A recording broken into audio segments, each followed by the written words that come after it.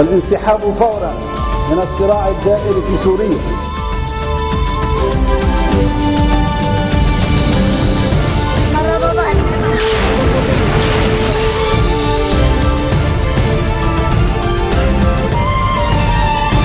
Good afternoon and thank you for joining us on FutureTV. I'm Lynn Salim and these are today's top stories. Université Saint-Joseph suspends classes for the second time this week following tension among business school students. The March 14 General Secretariat welcomes the deal between Iran and world powers and expresses hope for the withdrawal of Iran's Revolutionary Guards from Lebanon. And Syria says it plans to send a delegation to the Geneva Peace Conference on January the 22nd, but remains firm about Assad staying in power. The March 14 General Secretariat says it hopes Iran's agreement with major powers will lead to the withdrawal of what it calls Iran's elite revolutionary guards from Lebanon and Syria. Following its weekly meetings, the General Secretariat welcomed the deal struck between Tehran and world powers, saying it comes in conformity with the conditions set by the international community and the International Atomic Energy Agency. Iran has agreed to curb most of its nuclear activities in exchange for some relief from economic sanctions, while leaving much of its nuclear infrastructure intact.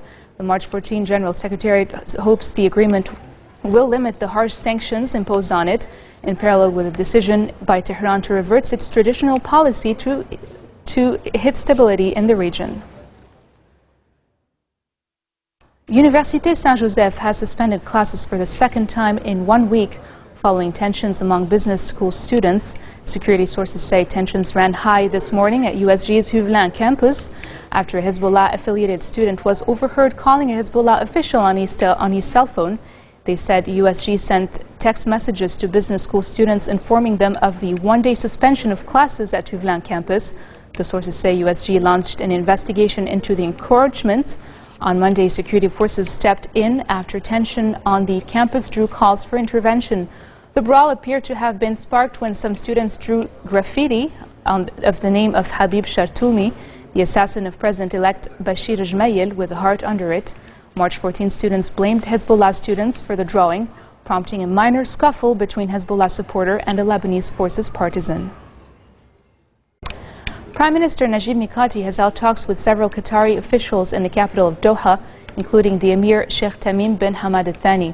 Mikati arrived earlier in the day for a one-day official visit and has met with Sheikh Abdullah bin Nasser bin Khalifa Al Thani, Qatar's Prime Minister and Interior Minister, who greeted him at the airport. Mikati and Sheikh Abdullah discussed ongoing ties between the two countries and means to strengthen and expand them. Qatar news agency says they've also discussed the tourism sector in Lebanon. The meeting was also attended by Lebanese Foreign Affairs Minister Adnan Mansour, Social Affairs Minister Wael Abu Faour, Interior Minister Marwan Sharbil, Economy Minister Nicholas Nahas, as well as Head of General Security Major General Abbas Ibrahim.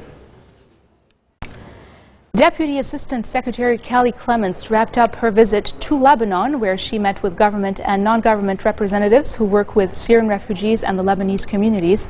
She praised the aid provided by the Lebanese community to the refugees and announced that the United States will commit $10 million to address growing health care needs. The $10 million is part of the $30 million in funding Secretary of State John Kerry announced in September at the International Support Group for Lebanon meeting. This $30 million is in addition to the more than $254 million the United States has already committed to Lebanon to help with issues related to the refugees. Clements noted that the funds will address healthcare needs such as providing essential medications, medical supplies, and equipment to primary healthcare clinics. The UN Security Council says it welcomes the mobilization of support by the International Support Group for Lebanon to address the country's humanitarian, security, and socio-economic needs. During its meeting, the Security Council urged all parties in Lebanon to engage constructively to facilitate the formation of a government as soon as possible. Council members expressed their deep concern as the impact of the crisis in Syria on Lebanon's stability. The Security Council also urged the different parties to refrain from any involvement in the Syrian crisis, consistent with their commitment to the Baghdad Declaration. Lebanon's ambassador to New York, Nawaf Salam, says Lebanon will receive a share of the assistance that world powers will pledge during a Geneva conference on December the 16th and a second donor conference hosted by Kuwait on January the 15th. customs agents held a strike at Beirut's and Tripoli ports and at Rafiq Hariri International Airport over the brawl between Al Jadid crew and security officers at the downtown Beirut Customs office a day earlier. The one-day strike affected the distribution of oil and gas to petrol stations. Fadi Abu Sha'ra, advisor to the Gas Station Owners Association, told reporters that there is no gas crisis in Lebanon, but tankers cannot go out of Beirut port unless the customs agents are there. Abu Sha'ra appeased fears, saying gas stations have supplies for 1 week. He hopes that Finance Minister Mohammed al-Safadi will find a solution to the issue before it grows. On Tuesday, Al Jadid reporters were assaulted by security officers at the Beirut Customs office after one of the journalists used a megaphone to demand an interview with the acting director of Customs General Directorate, Shafiq Merei, about alleged corruption. President Michel Sleiman has condemned the assault, saying that the truth behind the incident should be revealed.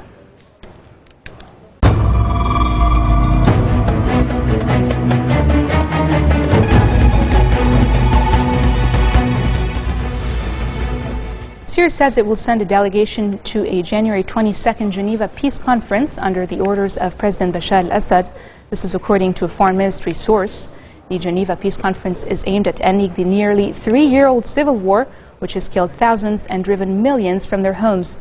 A ministry source also says the delegation is not going to Geneva to hand over power, and that the conditions stipulated by Syria's opposition and the West that Assad must not have a role in the country's future was out of the question.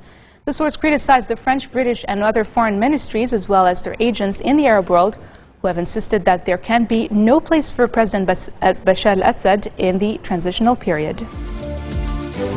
Coming up next, Iranian Foreign Minister Mohammad Javad Zarif defends the nuclear deal with world powers before Parliament. Stay with us.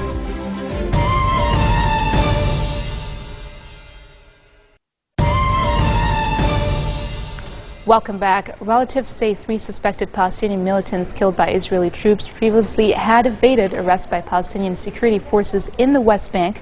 Thousands attended the funerals of the men who were killed in the army raid on Tuesday. Israel's military says the 3 were jihadist Salafists or followers of a violent stream of Islam. They say the 3 had planned attacks on Israelis and on the Palestinian Authority, the Palestinian self-rule government in the West Bank. Israel says Tuesday's raid uncovered the first substantial sign of violent activity by a jihadi Salafist in the West Bank. An Egyptian prosecutor has ordered the arrest of 2 prominent activists, including one who played a leading role in rallies that overthrew Hosni Mubarak, the country's former president, in 2011. Activist Ala Abdel Fattah and Ahmed Maher, a founding member of April 6 youth movement that played a front-runner part in 2011 protests, are accused of inciting protests. Maher and Fattah took part in protests outside the parliament on Tuesday that defied a new law that restricts demonstrations. A source says 24 other activists were detained at the Tuesday's protest for 4 days, pending investigation of allegations of thuggery, attacking public employees, stealing wireless devices, and protesting without permission. The new law, passed by the army-backed interim government on Sunday, has angered some Egyptians and drawn fire from various human rights groups that described it as a significant blow to freedom in the country. Several hundred protesters have set fire to the office of Tunisia's ruling Islamist party in the neglected Gafsa region, one of several areas on strike. The demonstrators attacked the Ennahda party's headquarters in the poor central region after trying to break into the regional governor's office, where they were dispersed by police. The protesters seized files and furniture from the office and burned them in the road, while preventing firemen from gaining access to the building. As in the other regions of Gabes and Siliana, Gafsa ground to a halt as a general strike was observed. The strike was called to protest against poverty and lack of development, driving factors behind the popular uprising that toppled Tunisia's former strongman Zain al-Abidine Ben Ali in January of 2011. Iranian Foreign Minister Mohammad Javad Zarif went before Parliament to defend a landmark nuclear deal clinched at the weekend with world powers. The veteran diplomat, who received a hero's welcome when he returned home after the deal was clinched early on Sunday in Geneva, admitted that his team could have secured a better deal and that he was ready to face criticism. The historic agreement rolls back parts of Iran's nuclear work and freezes further advances in exchange for limited relief from sanctions that have choked Iran's economy. The agreement is valid for 6 months as negotiations continue towards a final deal. Thousands of Thai protesters have massed outside 4 ministries, a major government office complex, and more than a dozen provincial halls in an escalation of their efforts to oust Prime Minister Yingluck Shinawatra. The Department of Special Investigation was evacuated as about 2,000 protesters gathered outside, rallying against the Prime Minister and her influential brother, former Premier Thaksin Shinawatra. The Interior Ministry says hundreds of demonstrators also gathered in front of the Ministries of Labor, Energy, Health and Commerce in Bangkok, along with local government offices in 19 provinces. The DSI recently indicted Thog Suban for his alleged role in the deaths of more than 90 people in a 2010 military crackdown targeting supporters of Thaksin Shinawatra.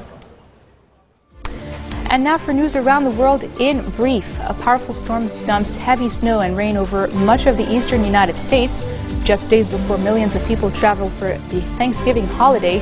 Residents in parts of Ohio, Virginia, and Pennsylvania are dealing with the fallout from the inclement weather. Forecasters say more than a foot of snow could fall in western Pennsylvania, western New York, and Vermont before skies clear on Thursday. Silvio Berlusconi faces expulsion from the Italian parliament through a momentous vote prompted by his criminal conviction for tax fraud. The culmination of months of political wrangling, the vote today opens an uncertain new phase for one of Italy's most divisive figures, who has dominated politics for 2 decades now. The 77-year-old media billionaire and former prime minister has asked fellow senators to delay the vote, claiming to have new evidence warranting a judicial review of his conviction. German Chancellor Angela Merkel's Conservatives and the center-left Social Democrats reach a deal in their talks to form a coalition government. Merkel's Christian Democratic Union and their Bavarian Christian Social Union allies, winners of the September general elections, came to an agreement with the main opposition SDP after a marathon of talks that lasted 17 hours. The SPD scored several key concessions, including introduction of a national minimum wage, while Merkel stuck to her guns on her own red line issue and blocked higher taxes for the rich. The new U.S. ambassador to Japan, Caroline Kennedy, says China's assertion of new air defense zone only serves to increase tensions in the region. China on Saturday stated that all aircraft entering the new air defense zone must notify Chinese authorities and are subject to emergency military measures if they do not identify themselves or obey Beijing's orders. The U.S. defied this on Tuesday as it flew 2 B-52 bombers through the area. Japan and South Korea have rejected China's assertion of greater military control over a swathe of East China Sea to bolster its claims to a cluster of disputed islands. The Japanese government says it will continue to work closely with the U.S. in dealing with China's assertion of a new air defense zone. As Winston Churchill said, we arm to parley. In dangerous times, the United States has always stood for the principle that disputes should be resolved through diplomacy and dialogue, and we are ready to assist this process in every way we can. As Secretary Kerry said last weekend, we hope to see a more collaborative and less confrontational future in the Pacific. Unilateral actions like those taken by China with their announcement of an East China Sea air defense identification zone undermine security and constitute an attempt to change the status quo in the East China Sea. This only serves to increase tensions in the region. Japan has shown great restraint this past year, and we urge them to continue to do so. We encourage Japan to increase communications with its neighbors and continue to respond to regional challenges in a measured way. This marks the end of our bulletin for today. Now let me remind you of our headlines. Université Saint-Joseph suspends classes for the 2nd time this week following tension among business school students. The March 14 General Secretary welcomes the deal between Iran and world powers and expresses hope for the withdrawal of Iran's Revolutionary Guards from Lebanon. Finally, Syria says it plans to send a delegation to the Geneva Peace Conference on January 22nd, but remains firm about Assad staying in power. Those were today's headlines from us here at Future Television. I'm Linda Tanine, wishing you all a very nice evening.